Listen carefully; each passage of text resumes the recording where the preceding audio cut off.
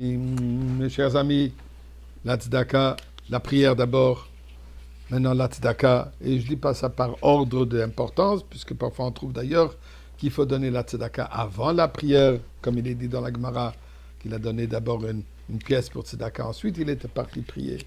Mais et ça vient ensemble.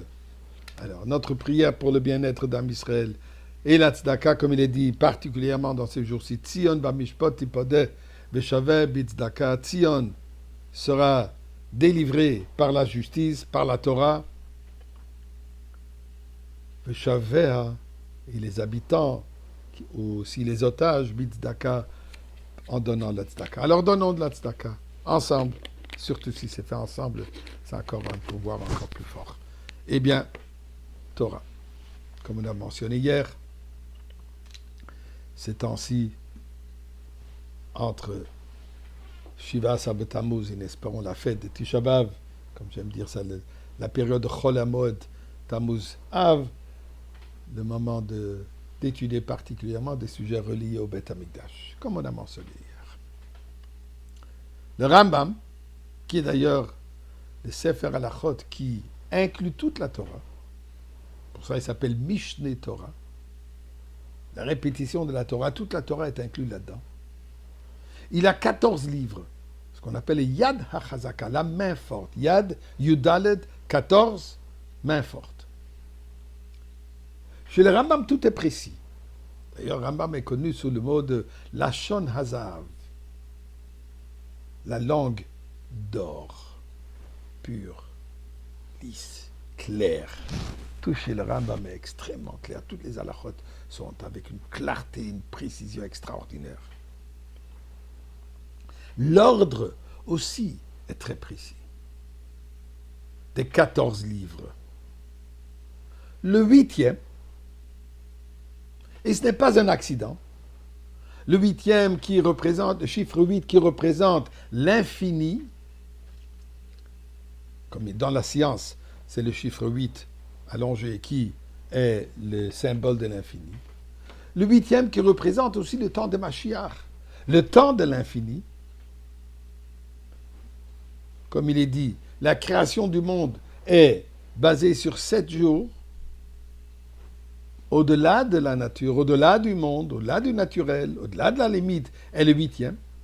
Et le Rambam précise, le Rambam donc organise que le Sefer Avoda, le livre, le 8e livre Sefer Avoda, le livre de servitude à Kadosh Baruch Hu, inclut là-bas principalement toutes les halachot qui sont reliées au Beth Amikdash. D'ailleurs,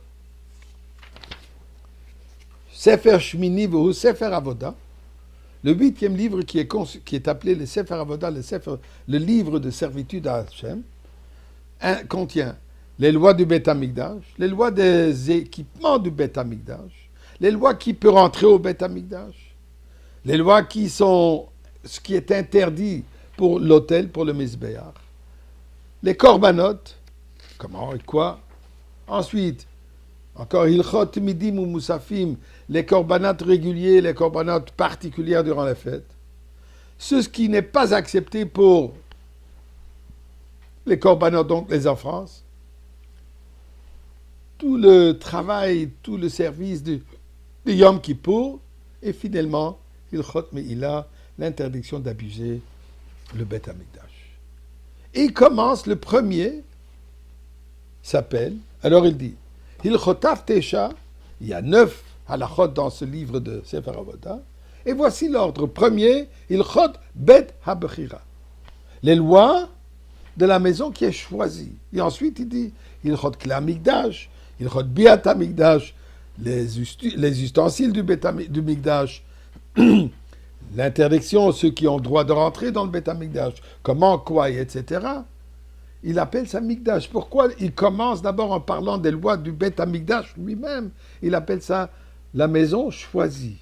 Choisie par qui? Par nous, on pourrait penser. Dieu, il a créé l'univers, l'être humain, je m'excuse, en prenant de la terre de cet endroit.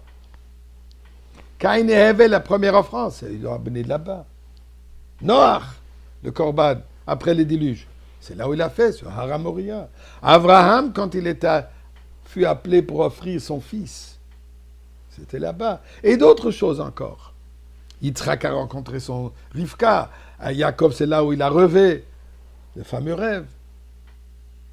Mais le Rambam nous dit la valeur, l'importance de cet endroit, la sainteté de cet endroit n'est pas puisque nous l'avons sanctifié. La sanctification de cet endroit est puisque Dieu l'a choisi pour l'endroit saint. Le fait que c'est Dieu qui l'a choisi, c'est éternel.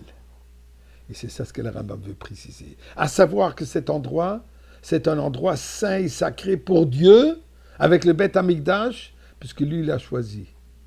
C'est comme ça que ça a été dès le début, et c'est comme ça que ça sera à toujours.